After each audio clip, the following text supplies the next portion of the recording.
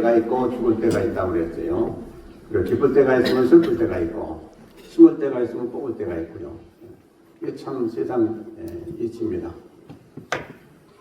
근데 이 모든 걸 누가 하시냐? 하나님이 하시죠. 아멘. 우리는 할 수가 없어요. 신기는 하지만 거두게 하시는 것도 하나님이 열매를 맺고 거두게 하시는 것도 하나님 하십니다. 아멘. 그래서 우리는 하나님 믿는다는 자체가 얼마나 복되고 귀한지 알 수가 없어요. 아멘. 이 세상을 보면 수많은 사람들이 아직도 하나님 모르고 있는 사람들이 엄청나게 많습니다. 근데 그 중에 우리를 하나님은 은혜 주셔서 하나님을 믿고 믿음 안에 살아가게 하시는 이 은혜는 참으로 귀할 데가 없습니다. 그리고 성경에 말씀하시기를 구원받는 자의 수가 극히 적다고 그랬어요. 근데 우리가 그 은혜 가운데 확신을 가지고 지금 이 세상에 살아간다는 이 자체가 얼마나 또 복 있는지 알 수가 없습니다. 그래서 우리는 전부 다 복된 존재들입니다. 아멘이죠? 그래서 우리가 다 한번 외치겠습니다. 하나님 감사합니다. 하나님 감사합니다. 우리는 복된 존재들입니다. 진짜예요? 아멘. 매일 아침에 일어나시면 항상 이것을 한번 외치시길 바랍니다. 나는 참 복되다. 그 이유는 내가 하나님을 알고 하나님 믿기 때문이다. 이렇게 하시면 아마 여러분들이 믿음이 계속 자랄 줄로 믿습니다. 아침에 일어나서 이런저런 걱정이지 하지 마세요. 그날 또 하나님이 다 지켜주시고 도와주시고 은혜 줄 줄로 믿는 믿음 안에서 하루를 하나님께 먼저 감사를 드리시기 바랍니다. 오늘 디모데후서를 보면요, 디모데후서를 사도 바울이 이제 서신서를 14권이나 썼는데 뭐 13권이라고도 하고 14권이라도 하는데 관계없어요. 우리는 제가 전에 말씀드린 대로 히브리서를 사도 바울이 쓴 걸로 알려주셔서 이제 14권으로 보고 있습니다. 어쨌든 사도 바울이 이렇게 서신서를 쓰면서 쓴 서신서 중에 우리가 다시 보는 디모데후서가 제일 나중에 쓴 서신서입니다. 그래서 우리가 제일 나중에 뭐든지 하게 되면 거기에 결론이 나와요. 그리고 가장 중요한 핵심이 제일 나중에 나옵니다. 그래서 오늘 또 이 디모데후서를 살펴볼 때에 이 디모데후서를 보면 사도 바울의 그 신앙의 경력이라든가 모든 사도 바울의 그 안에 전도했고 또 수고했던 모든 일들이 이렇게 압축이 돼가지고 우리에게 말씀해주고 있습니다. 근데 이 디모데후서는 우리는 말씀드린 대로 사도 바울이 제일 나중에 썼는데 이 서신서를 쓴 후에 지금 로마 감옥에서 썼거든요. 그런 후에 순교당하는 그런 일들이 앞으로 있게 됩니다. 그래서 참으로 사도 바울이 이 서신서를 쓸 때 얼마나 간절한 마음으로 썼을까 하는 생각을 해보죠. 자기의 그동안의 사역의 핵심이 이 디모데후서를 보면 장난하게 다 드러나 있습니다. 참으로 얼마나 사도 바울의 입장에서 보면 간절한 마음으로 썼을까 하는 생각을 해보죠. 그런 마음 자세가 가지고 우리가 오늘 말씀을 살펴볼 때에 우리도 이렇게 사도 바울을 따라서 진실로 말씀대로 좀 살아야 되겠다 그런 결단이 있기를 먼저 주의 이름으로 축원드립니다. 자, 그러면 디모데후서에 들어보면 1장부터 4장까지 있는데요. 1장의 가장 중요한 내용은 뭐냐? 복음 전파를 하는데 복음 전파에 나와 함께 고난을 받자 이렇게 말씀하고 있습니다. 그러니까 사도 바울이 지금까지 말씀을 전하면서 사역하면서 얼마나 고난을 많이 받았겠어요? 우리가 잘 알고 있습니다. 엄청난 매도 맞고요, 죽을 뻔하기도 하고 사실 죽었다가 다시 살아나기도 하고요, 여러 가지 일이 있었죠. 근데도 불구하고 사도 바울은 뭐라고 하냐? 복음과 함께 고난을 받으라 라고 이렇게 권면하고 있습니다. 우리가 고난받는 것은 누구나 좋아하는 사람이 없어요. 가능한 한 고난받지 아니하고 어떻게 하면 신앙생활 잘할 수 있을까 하는 생각을 해봅니다. 근데 신앙생활 할 때 고난을 제하면 신앙생활 할 수가 없어요. 그렇죠. 여러분들이 오늘 또 이렇게 눈길을 파헤치고 오셨고 추운 날씨에 오신 거 이것도 고난이에요. 그러니까 우리가 신앙생활 할 때 이런 고난을 마다하게 되면 절대로 앞서가지 못합니다. 한 발짝도 옮길 수가 없어요. 그래서 우리는 여러 가지 일이 있지만은 그걸 다 제패하고 그냥 주 앞에 나와서 오늘 예배드리는 것입니다. 우리는 고난이 꼭 필요하다는 거죠. 근데 고난이 그렇게 어려운 건 왜 그래요? 이 세상은 쉽게 살길 원하는 사람들이 많아요. 그리고 또 그렇게 살기를 원해요. 근데 이 신앙을 보면 우리가 또 하나님 믿는 신앙 안에서 이 행함을 보면 다 이 세상을 거스려 올라가는 겁니다. 그렇죠? 세상은 뭐라 그래요? 이 미워하는 것들이 너무 많아서 살지 못하겠다. 그런데 성경은 뭐라고 합니까? 미워하는 사람들을 용서하고 잘 살게 되는 나라이기 때문에 잘 살아야 되겠다 하는 그런 결단을 가지고 살아라는 거죠. 믿음을 가지고 살아라는 거죠. 그래서 우리는 이 세상을 항상 거스러 올라가요. 세상은 안 된다고 하는 걸 우리는 된다라고 합니다. 그래서 어려운 거예요. 그러니까 이 세상과 싸우는 거예요. 다시 한번 얘기하면 이 세상에 이루어지는 모든 일들, 원리론 이런 것들과 우리는 계속해서 싸우는 거예요. 그래서 신앙생활이 쉽지가 않은 거예요. 그래서 우리에게 고난이 오는 거예요. 그러나 그 고난을 다 이겨라 그랬어요. 이겨라. 근데 고난을 이긴 분이 누구냐? 예수님이다 이 말입니다. 그렇죠? 그래서 우리는 예수님을 보고 고난을 이겨라. 그리고 예수님의 도움을 받아서 고난을 이겨라. 우리 자신이 스스로 할 수가 없어요. 고난이 대가이시고 모든 걸 다 이루신 주님을 본받고 그분의 말씀을 따라서 행하게 되면 우리도 고난을 다 이길 수가 있다 하는 것입니다. 아멘이십니까? 네. 그게 이제 1장의 주제입니다. 그 다음에 2장에는 그리스도의 좋은 군사가 되라 이렇게 말씀합니다. 그리스도의 좋은 군사. 그냥 군사가 아니고 좋은 군사예요. 군사는 어떻습니까? 뜻이 없어요. 또 우리 어떻게 하겠다는 그런 자유도 없어요.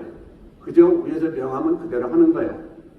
그래서 우리의 명령한 자가 누구예요? 하나님이요. 그럼 구체적으로 뭐예요? 하나님 말씀이에요. 그 말씀한 대로 우리는 그냥 따라 행하는 거예요. 이거 싫다 좋다 하는 게 없어요. 우리가 이건 어렵기 때문에 이건 싫기 때문에 안 해야 되겠다 그런 거 없어요. 하나님 말씀 이거 해라 하면 우리는 무조건 이해하는 거예요. 네. 그렇게 하는 사람이 진짜 신앙생활 잘하는 거예요. 네. 그리고 그게 마땅한 자세예요. 왜? 하나님 우리를 만드셨고 너 이것 좀 해라 하는데 나 못합니다 그러겠어요? 피조물이 뭘 못하겠다고요? 죽도록 하겠습니다 하는 거죠. 이게 하나님 기뻐하시는 자세죠. 그래서 우리는 항상 하나님이 우리를 쓰시겠다는 거죠. 좋은 군사로 이것 좀 하고 저것 좀 하고 또 악도 물리치고 마귀도 물리치고 하는 이런 쉽지가 않죠. 그러나 우리는 하고 나가면 하나님이 도우셔서 다 감당케 해주신다는 겁니다. 그 다음에 이제 3장에 가면 주제가 뭐냐니까 말세의 타락상이 나옵니다. 말세. 그러니까 그게 가장 중요한 것이 뭐냐니까 이 말세가 되면 자기를 사랑한다 그랬어요. 이게 제일 첫 번에 나오는 말씀입니다. 물론 자기를 사랑하지 않는 사람은 없어요. 그러나 누구보다 더 사랑해야 돼요? 하나님보다는 더 사랑해야 돼요. 그런데 하나님보다 나를 더 사랑하게 되면 그 사람은 반드시 순환을 겪게 돼요. 그리고 그것을 왜냐니까 하나님은 그것을 깨뜨려 버려야 되거든요. 그래야 올바로 믿게 되기 때문에 내가 하나님보다 귀하다 여기는 사람은 반드시 시험을 당하고 시련을 당하게 돼 있어요. 그러니까 아예 처음부터 시작할 때 하나님이 최고다고 시작하면 아주 쉽습니다. 그래서 하나님이 이걸 나에게 원하신다. 나 이거 귀해서 나 이거 너무 힘들게 보는 것인데 이걸 못 드립니다. 그거는 하나님 앞에는 통하지 않아요. 가장 좋은 거 하나님 원하시는 거 언제든지 여기 있습니다. 뭐 드릴 자세가 있어야 그 사람은 신앙생활을 잘할 수가 있어요. 아멘. 그래서 우리는 이 마세지 말에 더군다나 그래요. 이 마세에 가장 우상이 되는 게 뭐예요? 내 자신이고 그 다음에 뭐가 돼요? 돈이에요. 그래서 그 다음에 하나님 말씀하시기를 돈을 사랑하지 말라. 돈은 모든 죄의 근원이 되고요. 그의 돈 때문에 엄청난 일들이 생깁니다. 돈을 사랑하는 것이 일만하게 뿌리라고 되어 있어요. 그렇죠? 그러니까 이 돈을 우리가 중요하지만 이걸 잘 쓰면 이게 하나님이 영광 받으시면 그렇지 않고 잘못 쓰면 큰 문제가 생긴다는 것이죠. 그래서 우리 자신을 일단은 하나님 앞에 낮춰야 되고요. 나는 아무것도 아닙니다. 이게 뭐 겉으로만 하는 게 아니고 진짜 그리 돼야 되고요. 두 번째는 돈, 물질이거든요. 물질도 누가 주신 거예요? 하나님 주신 거예요. 왜요? 우리에게 살라고 주셨어요. 그런데 더 중요한 건 뭡니까? 물질을 가지고 주 앞에 헌신하라고 주신 거예요. 그래서 그 물질이 내 것이 아니에요. 이것을 분명히 아시고 살아가시기 바라고요. 그 다음에 4장에서는 뭐냐? 전도인의 직무를 다하라. 이제 오늘 말씀 가운데 전도인의 직무를 다하라. 이것이 가장 중요한 핵심입니다. 우리는 누구예요? 하나님의 자녀들이에요. 근데 하나님의 자녀들이 가장 해야 될 것은 뭐냐? 부모를 잘 공유하고 부모를 잘 영화롭게 나타내는 그것이 자녀들의 상당히 중요한 핵심의 부분이에요. 근데 우리가 하나님 믿기 때문에 하나님 믿는 우리들은 뭘 해야 되냐? 하나님을 자꾸 전해서 많은 사람들 하나님 믿고 하나님 기뻐하시는 그런 삶을 사는 것이 가장 중요하다는 것입니다. 이것이 이제 디모데 후서에 주신 가장 핵심되는 내용인 것입니다. 근데 오늘 무슨 말씀을 하시냐? 우리가 성도 생활할 때에 가장 중요한 핵심적인 사항이 무엇이냐? 또 우리가 알아서 지켜야 될 그런 사항이 무엇이냐 하는 그런 말씀을 하시고 있습니다. 그래서 오늘 주신 말씀을 우리가 잘 명심하고 행하면 진짜 신앙생활 잘하고 또 하나님께서 우리를 인정하시는 그런 성도가 될 줄로 믿고 오늘 말씀을 잘 살펴보시기 바랍니다. 오늘 10절 한번 보시겠습니다. 대만은 이 세상을 사랑하여 나를 버리고 데살로니가로 갔고 그레스게는 갈라디아로 디도는 달마디아로 갔고 그랬습니다. 자꾸 갔다는 얘기가 나오는데요. 형은 우리가 신앙생활 하면서 여기도 가고 저기도 가고 다 가야 돼요. 그죠? 전도를 가기도 하고 또 우리가 하나님 전에도 찾아오고 하나님이 가는데도 달리도 가고 해야 됩니다. 자꾸 움직여야 되는데 가는 이유가 무엇인가를 우리가 잘 알아야 돼요. 가는 이유가. 여기 보면 이제 세 사람이 나오는데요. 처음에 대만은 이 세상을 사랑하여 나를 버리고 데살로니가로 갔고 이건 대만은 신앙생활 하다 보니까 어려워가지고 그만 사도 바울을 버리고 물론 사도 바울을 버렸다는 얘기 다시 다른 얘기를 하면 하나님 버렸다는 얘기예요. 버리고 자기 고향 데살로니가로 갔다 그런 얘기예요. 그러니까 처음에 신앙생활 잘 했어도 나중에 좋아야 되거든요. 근데 나중에 잘못되면 앞에 잘한 거 다 소용없어요. 그래서 우리는 우리 인생들의 결론이 어디서 납니까? 이 세상에 살다가 떠날 때 임종할 때 우리의 인생의 결과가 나와요. 근데 하나님과의 관계는 어디서 나타납니까? 우리가 하나님 앞에 설 때예요. 그래서 그날이 가장 중요한 날이에요. 그렇기 때문에 오늘도 말씀하시기를 갖고 나오는데 우리를 무엇을 위해서 쟤도 여기도 가고 저기도 가고 또 결국은 하나님 앞에 서고 이 세상도 다 끝내고 하는 그런 날이 오는 거냐 하는 거죠. 그날에 과연 우리는 만족할 것이냐 아니면 너무너무 섭섭하고 또 잘못된 것이 많으냐 이걸 한번 우리가 살펴보면요. 그날을 위해서 우리가 올바로 살아야 될 것이 분명히 결론이 나오는 말씀인 것입니다. 그래서 여러분들이 예를 들어서 시한부 인생을 산다면 내가 앞으로 1년밖에 못 산다. 이 시한부 인생을 산다면 하루하루가 얼마나 귀하겠어요. 그러죠? 내가 언제까지 살지 몰라. 앞으로 20년을 살지 30년을 살지 그러면 아마 매일매일 긴장이 없을 거예요. 근데 내가 시한부다. 내가 열흘 후면 난 죽을 수밖에 없다. 그런 시한부 인생이라면 얼마나 하루가 귀중하겠습니까? 그렇죠? 네. 그래서 우리가 매일 살 때마다 아침마다 뭘 해야 되겠어요? 하나님 기도해야 돼요. 오늘 또 내가 내 인생의 하루가 이게 끝나는 줄 알고 오늘도 내가 열심히 최선을 다해 살겠습니다. 하나님 나 도와주세요. 그러시고 하루 시작하면 그날 모든 행함의 자세가 다 다를 거예요. 근데 이게 아직도 수십 년이 남아있어. 난 아직 젊기 때문에 앞으로 몇십 년은 내가 또 살 수가 있어. 이렇게 생각하면요. 하루하루가 별거 아니에요. 시한부 인생을 사는 사람은 하루가 얼마나 귀한지 알 수 없다는 간증들을 수없이 합니다. 그러나 우리 그런 자세로 신앙생활을 한다면 진실로 신앙생활 잘할 줄로 믿습니다. 그래서 아침에 눈을 뜨면 오늘 또 생명 주신 하나님 감사드립니다. 그렇잖아요. 우리가 하루를 살다가 언제 갈지 알 수가 없는 인생인데 그렇게 하나님께 의지하고 최선을 다해 살면 그게 진짜 하나님 기뻐하실 줄로 믿습니다. 자, 그래서 테마는 그랬고요. 그 다음에 이제 그것도 나오죠. 그 다음에 그레스거가 나오고 또 디도가 나오는데 이 사람들은 지금 하나님 일하러 간 곳입니다. 이게. 그러니까 한 사람은 그만 믿음을 포기하고 자기 집으로 갔고 두 사람은 하나님 일을 해서 다른 데로 갔고 그러니 누가 복됩니까? 우리가 뭐 얘기하는 거 안 해도 다 알겠죠. 그래서 우리는 어디로 가느냐가 대단히 중요해요. 매일매일 하나님 집에 나오느냐 또 아니면 직장에만 나가느냐 아니면 뭐 다른 데 가느냐 이게 다 다릅니다. 그래서 어디 가느냐가 대단히 중요합니다. 그래서 우리는 하나님 말씀하신 대로 하나님 믿는 믿음 안에서 하나님 맡겨진 일을 가장 최우선시하며 가장 중요시 여기고 그 일을 열심히 하는 것이 가장 중요하다는 것입니다. 그런데 우리가 여기 보면 참 안타까운 게 대마가 나오는데요.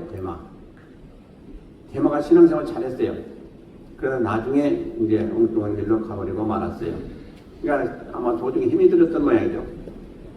그래서 우리가 신앙생활 할 때 처음에 아무리 잘 시작했어도 끝이 좋아야 됩니다. 그게 가장 중요해요. 처음에 아주 목자지껄 그렇게 시작했는데 성령도 받고 엄청나게 은혜도 받고 시작했는데 나중에 후반부에 가가지고 이 정도 없이 한 것도 없이 이렇게 되면 큰일 나는 거예요.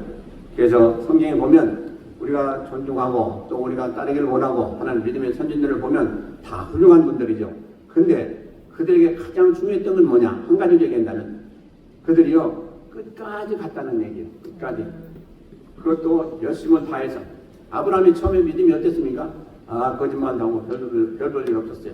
그냥 하나님이 가지 말라고 해것도 가고요. 그러다가 나중에 어떻게 됐어요? 이제 믿음이 자라가지고 내 독자 이삭을 나에게 바치라 할 때 서슴없이 바친 그런 믿음으로 장성한 분량이 이르렀어요. 그러니 믿음의 조상이 된 거죠. 그래서 우리는 처음에 다 별 볼 일 없는 인생을 할지라도 나중에 참으로 하나님이 기억한 바 되신 그런 인생이 되는 것이 복인 줄로 믿으시기 바랍니다. 예, 그리고 그 다음에 다윗 같은 사람 보면 얼마나 고생을 많이 했습니까? 아마 제가 다윗이 그런 경우였다면 아마 하나님 안 믿었을지도 모르겠어요. 왜냐니까 왜 나를 그냥 계속 괴롭게 하고 내가 그렇게 어려움을 당하는 것도 하나님 보고만 계십니까? 예, 그러면서 나중에 투도투도하면 떠나지 않았을까? 그런데 어떻게 했습니까? 그런 어려움을 당할 때 다윗은 어떻게 해서 시편에 보면 엄청난 하나님 앞에 계속 기도하면서 하나님을 붙드는 그런 심정으로 하나님을 앙망하면서 하나님께 의지했어요. 그러자 하나님께서 얼마나 큰 문을 열어주셨습니까? 하나님이 나의 반석이시오, 나의 생명이시오, 나의 구원이시오, 나의 빛이시오. 별걸 다 고백하지 않습니까?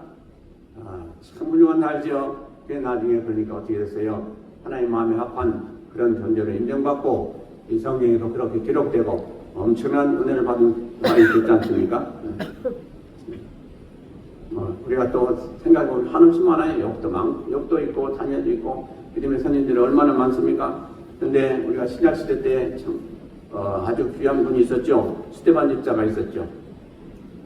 아주 훌륭하죠. 스데반 집사 보세요. 6장 7장에 이렇게 나오는데 그 많은 백성들 앞에서 엄청나게 주님에 대해서 아주 정확하게 얘기를 합니다. 나중에 사람들이 듣기 싫다 하면서 귀를 막고 그를 죽였지 않습니까?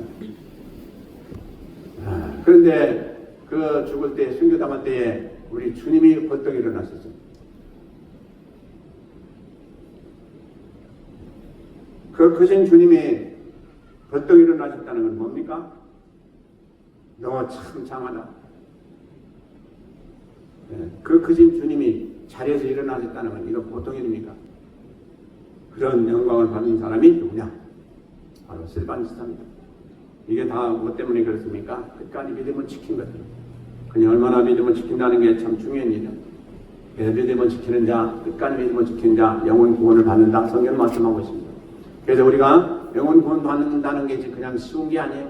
믿음을 끝까지 지키고 믿음 안에서 우리가 행하는 것이 대단히 중요하다 하는 것을 말씀해 주고 있습니다. 그 다음에 11절에 보겠습니다. 누가만 나와 함께 있느니라 내가 올 때 마가를 데리고 오라 저가 나의 일에 유익하니라 그랬어요. 누가만 나와 함께 있다 그랬어요. 지금 차이찬 감옥에 있어요. 그런데 누가만 나와 함께 있다. 그럼 다른 사람들은 지금 어디 있느냐? 이렇게 저렇게 다른 데 다 가버리고 없다는 얘기예요. 그래서 사도 바울을 지금 보살피고 해주는 사람은 누가밖에 없어요. 근데 차이찬 감옥에 있는데 사도 바울이 이때 나이가 많단 말이에요. 그러니까 얼마나 힘들고 어려웠겠어요. 근데 사도 바울이 사역을 시작할 때 그 옆에 항상 있었던 사람이 누구냐? 바로 누가예요. 누가는 누굽니까? 의사예요. 그래서 참 하나님은 아주 좋으신 하나님이에요. 사도 바울에게 붙여준 사람 이 누가 꼭 필요한 사도 바울이 육신이 연약하잖아요. 그런데 그것을 커버해주고 도와줄 수 있는 사람이 필요했었는데 바로 하나님이 누가를 그렇게 끝까지 붙여주었다는 거죠. 누가가 지금 계속 보살피고 있습니다. 누가가 얼마나 훌륭한 인물인지요. 성경에 제대로 잘 이렇게 사역에 대해서 나타나지 않고 있죠. 근데 대단히 훌륭한 인물입니다. 누가가 뭘 썼습니까? 예? 누가가 뭘 썼어요? 성경을 썼잖아요. 그 성경도 쓰고 사도행전도 쓰고 또 누가복음도 쓰고 참 대단한 인물입니다. 그래서 누가만 나와 함께 있다. 마가만 함께 있다. 아니다. 그렇죠. 누가만 함께 있다. 누가만 함께 있으니 그다음에 다른 사람들은 다른 데 가서 일하고 하지만 누가가 지금 계속해서 주님이라네 바울 사도를 도와주고 이렇게 간호하고 그래서 사도 바울이 참 계속 사역을 시작할 수 있도록 이렇게 해줬다 이 말이죠. 그런데 여기서 마가도 훌륭한 인물인데 처음에는 배반했다가 또 다시 돌아왔죠. 그러니까 이렇게 여러 사람들이 일을 하다가 너무 힘들어서 때로는 실족할 때도 있어요. 그러나 주님은 또 받으시고 그러셨습니다. 그러므로 우리가 신앙생활 할 때 때로 어렵고 힘들 때가 있죠. 내가 왜 이렇게 계속 힘드나 할 때도 있을 텐데 그런 때마다 이런 사람들 살펴보시기 바랍니다. 근데 마가 1차 전도여행 때 탈락됐다가 그 다음에 또 다시 돌아와서 그 다음에 사도 바울을 크게 돕고 아주 훌륭한 인꾼이 된 모습을 보게 됩니다. 그러니까 우리가 좀 잘못했다고 끝까지 잘못하지 마시고 다시금 추스리고 또 다시금 하나님 앞에 돌아가면 대단히 중요한 것입니다. 그리고 그 다음에 이제 14절 15절 한번 보시겠습니다. 불의장색 알려 승대가 내가 해를 많이 보였음에 주께서 그 행한 대로 저에게 갚으시리니 너도 저를 주의하라. 저가 우리 말을 심히 대적했느니라. 여기서 이런 인물이 나오면 안 되겠죠. 이렇게 우리 이름이 기록되면 안 되겠죠. 불의장색 알렉산더 같이 이 불의장색이라는 건요. 지금 우리 얘기한다면 금은집이에요. 금은빵이에요. 금은빵. 그러니까 이 금속을 이렇게 만들어 가지고 파는 그런 사람들. 귀걸이라든가 또 옷 이렇게 금으로 한 장색을 같은 거 파는 것을 불의장색이라고 합니다. 근데 이 알렉산더라는 이 이름을 보면 내게 많이 해를 보였다. 그러니까 누구에게? 사도 바울에게 많은 해를 줬다는 얘기예요. 근데 왜 그랬습니까? 알렉산더가 처음에 신앙생활 잘했어요. 그러다가 실족해가지고 이단 사상에 빠져버리고 말았어요. 그래가지고 거기서 사도 바울을 크게 대적하는 그런 인물이 되어버리고 말았습니다. 그러니 얼마나 불행한 사람입니까? 그래서 우리가 신앙생활 할 때 이 진리 가운데 우리가 가야 돼요. 잘못돼가지고 진리를 벗어나서 이 이단 사상에 들어가면요 참 위험해요. 거기 들어간 사람들을 빼내온다는 게 보통 힘든 게 아니에요. 그래서 한두 번 속은 게 아니에요. 듣지 않으면 그냥 돌아오랬어요. 그러니까 그렇게 지독한 것이 바로 이단 사상입니다. 그러므로 여러분들 정신 차리시고 신앙 안에서 굳게 서시길 바랍니다. 절대로 이단 사상이 들어와도 그걸 분명히 깨닫고 그건 버려야지 거기에 절대로 가담해서는 안 돼요. 그래서 근데 참 알렉산더 이 사람은 참 불행한 사람이에요. 거기에 빠져가지고 그렇게 귀한 인물 그 사도 바울을 만났는데 그를 버리고 엉뚱한 짓을 하고 대적하는 그런 일을 했다 이거죠. 그러니까 이단은요 참으로 구제불능해요. 다시 얘기하면 마귀가 사로잡아가지고 그 엉뚱한 것을 믿게 만들고 신앙인들을 핍박하고 하게 하는 것이 바로 이렇게 이단들이 하는 짓이거든요. 그렇기 때문에 여러분들이 이단 생활을 하는 사람들을 볼 때에 한두 번 훈계는 하되 그 사람들이 안 온다고 해서 계속해서 그들의 관계 하지 마세요. 왜냐하면 그들은 이미요 악한 것에 잡혀가지고 우리 말을 듣질 않아요. 그렇기 때문에 아주 참 악한 존재들인 것입니다. 그래서 사도 바울이 사역할 때도 그렇고 지금도 그렇고 사역하는 사람들이 가장 어려운 것은 뭐예요? 이단자들이 아주 방해하는 거예요. 그렇기 때문에 여러분들이 그것을 잘 아시고 많이 기도하시면서 그런 자들이 절대로 바로 하지 못하도록 하시기를 바랍니다. 근데 15절에 보면 너도 저를 주의하라. 저가 우리 말을 심히 대적하였냐 그랬어요. 그러니까 너도라는 건 누구예요? 디모데에게 지금 얘기하는 거예요. 그러니까 우리가 신앙생활 잘하는 디모데든지 누구든지 이 악한 것이 들어가게 되면요 크게 잘못될 수도 있다 하는 얘기죠. 그러니까 우리는 안심해서는 안 돼요. 항상 그래서 하나님 말씀에 굳게 서시고 말씀을 잘 보시고 말씀대로 행하시고 말씀을 진실로 우리가 잘 알아서 이단 사상이 들어올 때 이건 아니다 라고 분명히 여러분들이 거절하고 그건 버려야 되는 거예요. 그것을 혹하다 또 그게 이상하다 또 흥미가 있다 그런 생각하면 절대로 안 돼요. 그 다음에 16절부터 보시겠습니다. 내가 처음 변명할 때에 나와 함께 한 자가 하나도 없고 다 나를 버렸으나 저에게 허물을 돌리지 않기를 원하노라. 주께서 내 곁에 서서 나를 강건케 하심은 나로 말미암아 전도의 말씀이 온전히 전파되어 이방은으로 듣게 하려 하심이니 내가 사자 입에서 건져왔느니라. 주께서 나를 모든 악한 일에서 건져내시고 또 그의 천국에 들어가도록 구원하시리니 그에게 영광이 세세몽토록 있을지어다. 아멘. 할렐루야. 우리가 신앙생활 할 때 이렇게 저렇게 힘든 때가 있다는 거예요. 공단한 전도자로서 할 때 얼마나 힘든 일이 있겠습니까? 우리가 뭐 사도 바울에 대해서 너무 잘 알고 있잖아요. 근데 사도 바울만이 아니고 다른 전도자들도 엄청난 고생과 또 고난과 또 핍박과 이런 걸 다 당한 걸 알지 않습니까? 그래서 이 전도는 대단히 중요하고 또 하나님의 말씀을 선포하는 것 대단히 중요한데 그것을 앞에 장애물이 있다고 그러지 말고 끝까지 하라 이런 말씀을 지금 하시고 있습니다. 그래서 우리 성도들은 신앙생활 할 때 변심하면 안 돼요. 변하면 안 돼요. 아이 나 이거 힘들다 해서 아이 뭐 그만두자 하고 이렇게 변하거나 그만두거나 그래서는 안 된다는 거예요. 왜 그래요? 그 이유가 뭡니까? 주님이 나를 위해서 돌아가시는데 내가 이 정도도 못하냐 하고 우리 마음을 다짐해야 됩니다. 아멘. 그렇잖아요. 주님은 우리를 위해서 온갖 고난과 모든 걸 다 당하시고 결국 나중에 생명까지 내주셨는데 그런 믿음으로 우리가 구원받아서 하나님 자녀가 됐는데 이런 조그만 일 가지고 내가 여기서 낙심하고 여기서 내가 주님을 믿지 않는다고 하고 또 주님을 또 섭섭하게 되고 그런 일을 해서는 되겠냐 하는 것을 우리 항상 생각해봐야 되지 않겠어요? 누가 나를 위해서 구원해 주셨는데 그분이 있는데 야 내가 지금 돈이 없으니까 좀 100불이라도 돈을 꿔달라 그래서 여러분들 아무 타임도 하겠어요? 100불이 아니라 1000불이라도 꿔주려고 해야 되겠죠. 꿔주는 것보다 해줘야 되겠죠. 그래서 우리가 참으로 주님 앞에는요 너희 일 좀 해라 할 때 아이 나 못합니다. 그런 얘기가 나올 수가 없다는 거예요. 그렇지 않겠어요?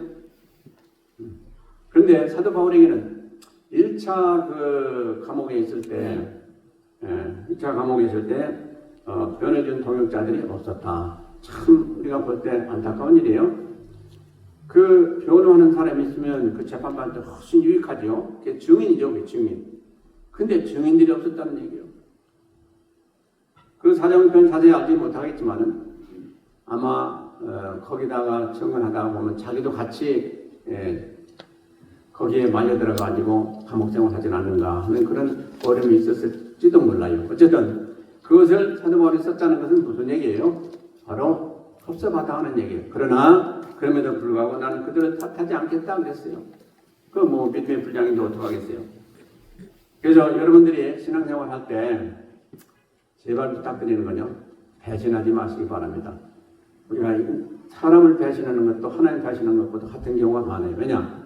자, 우리가 예를 들어서 지금 신앙생활 하면서 우리가 누구를 통해서 은혜 받았다. 또 누구를 통해서 내가 믿음이 자랐다. 그런데 그분이 좀 우리에게 섭섭하게 했다. 그래서 그분을 배신한다. 이거 있을 수는 없다는 얘기예요. 왜냐? 우리가 가장 큰 은혜 받았고 가장 큰 도움을 받는 것은 우리 생명 구원하는 데에 도움을 받은 겁니다. 그것보다 더 귀한 도움은 없어요. 그렇죠? 근데 그런 일에 우리에게 은혜 줬고 또 베풀어줬던 사람들을 좀 조그만 일로 인해 가지고 배반하거나 또 그 다음에 떠나거나 섭섭하게 해주면 그걸 진짜 은혜를 모르는 사람이에요. 그렇죠? 그러니까 우리가 신앙생활 하다 보면 우리가 섭섭할 때도 있어요. 그러나 그럴 때마다 뭐예요? 아, 난 저분 때문에 내가 많은 은혜도 받았고 또 하나님을 이렇게 믿게 됐는데 이거 무슨 문제가 되겠냐 이렇게 생각하면 간단하겠죠. 이게 바로 그런 얘기인 것입니다. 그런데 우리가 이렇게 신앙생활 하든지 사회생활 하든지 간에 변심한 사람이 돌아서게 되면요 그 엄청난 그 화가 납니다. 그래서 우리가 성경에 봐도 변심해가지고 잘된 사람들 보면 없어요. 그 중에 구약에 한 사람 본다면 누가 있느냐? 압살롬이 있어요. 압살롬이 누굽니까? 다윗의 아들이죠. 다윗은 아내들을 많이 둬가지고 자녀들이 많아요. 근데 압살롬은 세 번째 아들이에요. 근데 자기 누이가 그냥 겁건당해가지고 그래서 그 큰형이 그랬죠. 그래가지고 그 암논, 큰형 암논을 죽였어요. 그러고 나서 피신했어요. 나중에 또 간지 그 장군이 거기를 가지고 데려왔어요. 근데 데려온 후에 그 결국은 옛날에 그 마음 버리지 못하고 자기가 이제 지금에는 자기 아버지의 양심을 품고 아버지를 이제 죽이고 자기가 왕이 되겠다는 그런 모사를 꾸밉니다. 그러니까 반역이죠. 그런데 웬걸 그 자기 그러니까 다윗의 그 아주 신실한 그 충신들이었던 사람들이 다 그쪽으로 가버렸어요. 그러니 참 인생이 얼마나 허무하겠습니까? 그냥 다윗 밑에 와가지고 그렇게 충성하고 그렇게 다윗을 섬겼던 사람들이 한순간에 그만 자기 아들이 모반하니까 거기에 다 붙었단 말이에요. 근데 그 중에 가장 중요한 핵심 인물이 누구냐? 아히도벨이에요. 아히도벨은 모사꾼인데 그 사람은 다윗이 너무 잘 알거든요. 하나님의 응답보다도 아주 더 강력한 그런 무기를 가진 사람이에요. 그러니까 다시 얘기하면 그 사람이 하는 그 모략은 하나님 주신 것과 같더라 그랬어요. 그러니까 그 사람이 거기 갔다는 얘기 듣고 다윗이 깜짝 놀랐어요. 그래가지고 다윗이 부랴부랴 도망간 거예요. 그러나 하나님보다 더한 사람은 없죠. 하나님이 모든 걸 다 해결해 주셔서 다시금 왕위를 회복하게 하는 그렇게 되는 사실을 우리 성경 가운데 잘 보게 됩니다. 그런데 중요한 건 뭡니까? 압살롬이 자기 아버지를 보관했다는 거예요. 어떻게 그런 일이 있을 수가 있습니까? 세상은 별일이 다 있는 거죠. 그렇기 때문에 우리가 이런 것을 보면 참으로 그런 사람은 따라서는 안 되겠죠. 그런가 하면 또 이제 신약시대 때 보면 누가 또 배반한 사람으로 유명해요? 누구예요? 유다죠, 유다. 유다는 3년 동안 주님과 같이 생활했어요. 주님에 대해 잘 알아요. 그리고 많은 은혜도 받았어요. 그런데도 불구하고 그에게 약점이 뭐였어요? 돈을 사랑하는 거였어요. 돈을 좋아하는 거였어요. 그래가지고 또 그가 한 일이 뭐예요? 회개를 번요. 그러니까 돈뼈를 맡은 사람이 됐어요. 그러니까 참으로 우리가 돈을 이렇게 관리도 하고 하다 보면 저절로 돈 욕심도 생기고 돈에 대한 것이 우리에게 들어올 수가 있습니다. 그래서 조심해야 돼요. 그래서 우리 교회에서도 돈을 관리하던 재정부장이나 회계집단들 이런 사람들을 통해서 많이 문제가 생겨요. 아주 조심해야 됩니다. 돈 관리를 잘 해야 돼요. 여기서 이 돈을 관리 잘 하게 되면 하나님 인정해 주십니다. 그래서 여러분들이 돈 관리 잘 하시고 그런 일이 없기를 바라는데요. 가룟 유다가 바로 돈 때문에 망한 사람이죠. 주님께서 직접 얘기하시는데도 불구하고 그가 듣지 않았어요. 왜 듣지 않았습니까? 마귀가 그 안에 들어갔더라 그랬어요. 그러니 누가 그를 건져낼 수가 있습니까? 그러니까 결국 나중에 깨닫고 나서 목매달아 자살했지 않습니까? 이게 비참한 삶을 살았죠. 그러니까 우리가 세상을 살아가면서 짧은 인생 이렇게 구질구질하게 살아는 안 되겠죠. 그리고 무엇보다도 사람 배신도 안 되겠지만 하나님 배신하는 건 더욱 안 되는 일이죠. 우리가 신앙생활 지금 하고 있어요. 신앙생활을 해서 우리가 은혜 받고 거듭나고 하나님 자녀가 됐죠. 이 길로 계속해서 우리는 가야 돼요. 이 길에서 이렇게 낙오되거나 또 이 길에서 우리가 주춤거리거나 또 이 길에서 우리가 다른 엉뚱한 것을 하게 되면 큰일 나게 되는 겁니다. 이거 배신이에요. 그렇기 때문에 하나님은 이 계시록에도 봐요. 얼마나 이 배신자들이 많이 생기는지 성경은 말씀하고 있습니다. 그렇게 되면 그 사람들 다 그냥 없어지는 거예요. 그렇기 때문에 조심해서 우리가 신앙생활 끝까지 잘해야 된다는 사실이에요. 그래서 하나님은 누구에게 항상 관심을 가지고 계시는 거 아니? 남은 자들에게 관심을 갖고 있어요. 남은 자들 누구요? 하나님을 끝까지 섬기면서 어려운 점이 있어도 다 끝까지 견디고 이겨서 결국은 남은 곡식, 알곡식이 그런 사람들만 하나님 모시는 그런 말씀이 성경에 나오고 있습니다. 그래서 우리가 신앙생활 하면서 때로 어렵고 힘들어요. 그럴 때 우리는 다짐하시기 바랍니다. 내가 끝까지 남아야지. 하나님이 남은 곡식이 돼야지. 그리 하시고 우리는 이기시기 바랍니다. 자, 그리고 오늘 이제 19절에서부터 20절까지, 22절까지 한번 보시겠습니다. 브리스가와 아글로와 및 오네시보르의 집에 문안하라. 에라스도는 고린도에 머물렀고 드로베만 병등으로 빌려주에 두었노니 겨울 전에 너는 어서 오라. 두블루와 부대와 나노와 글라우디에도와 모든 형제가 다 내게 문안하니라. 나는 주께서 내 심령에 함께 계시기를 바라노니 은혜가 너희와 함께 있을지어다. 아멘. 21절에 겨울 전에 너는 어서 오라 그랬어요. 이때 당시는 겨울은 겨울이에요. 근데 겨울이 우리 인생들의 겨울이 올 때가 있습니다. 뭐 겨울이라서 오는 게 아니고 우리가 그야말로 시한부 인생을 산다. 겨울이 온 거예요. 우리가 지금 이렇게 할까 저렇게 할까 알 수가 없고 참 너무 심란하고 너무 힘들고 어려울 때 겨울이 온 거예요. 우리가 인생의 겨울을 맞이하면 어떨 것인가 이것을 지금 말씀하고 있습니다. 우리 인생의 겨울을 맞지 아니하고 항상 평탄한 가운데 봄과 같은 그런 인생을 다 사는 사람들은 없어요. 때로는 봄과 같은 인생도 살지만 때로는 여름과 같은 살기도 하고 또는 겨울과 같은 인생도 살기도 하고 할 때가 얼마든지 있습니다. 우리 인생의 겨울이 온다면 여러분들 어떻게 하시겠어요? 어떻게 하시겠어요? 그때 어떻게 하냐는 대단히 중요하죠.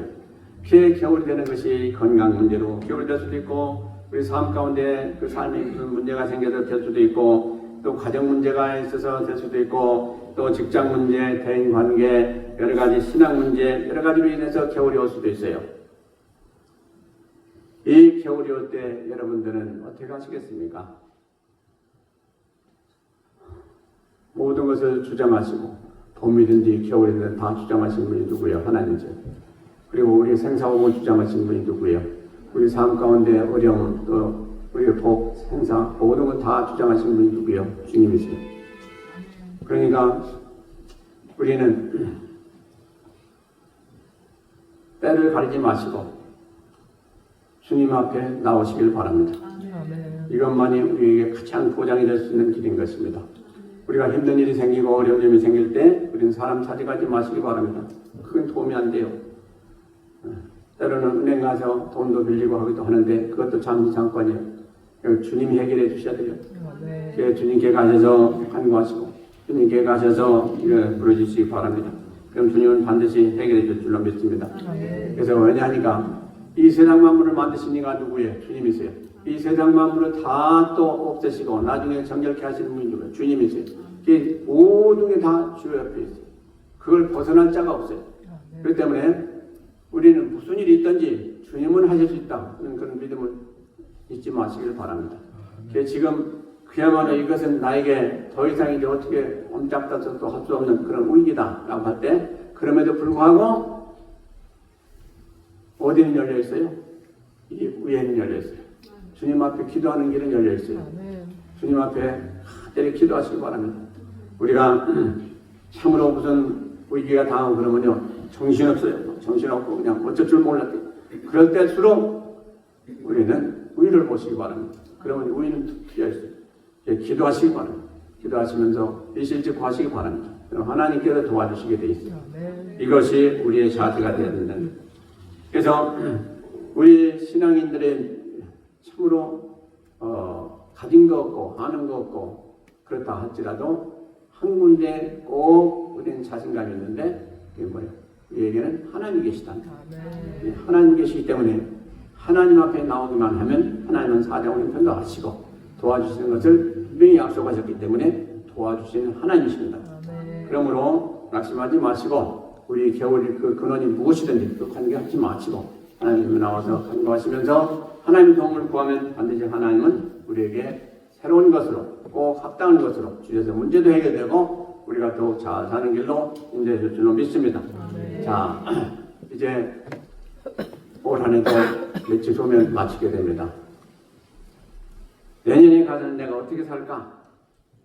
우리는 새해가 되면 또 말씀 가운데 우리 하나님이 주신 말씀을 또 우리가 받을 텐데 오늘 주신 말씀도 충분하다고 봅니다. 우리가 이렇게 한 해를 마칠 때 겨울과 같은 해가 될 수도 있어요. 그러나 이 겨울이 지나면 봄이 와요. 근데 그게 누구 하신 일입니까? 하나님이 하신 일이죠. 겨울이 지나면 봄이 오게 하시는 게 하나님이 하시는 일이에요. 그와 같이 우리 인생들도 힘들 때 봄이 오게 하시고 또 힘들 때 더 빛이 비치게 하시고 하시는 분은 하나님이시다. 그러니까 어떤 상황이든지 하나님 잊지 마시기 바랍니다. 끝까지 하나님만 붙드시기 바랍니다. 그러면 절대로 낙심하지 않고 소망을 갖게 될 줄로 믿습니다.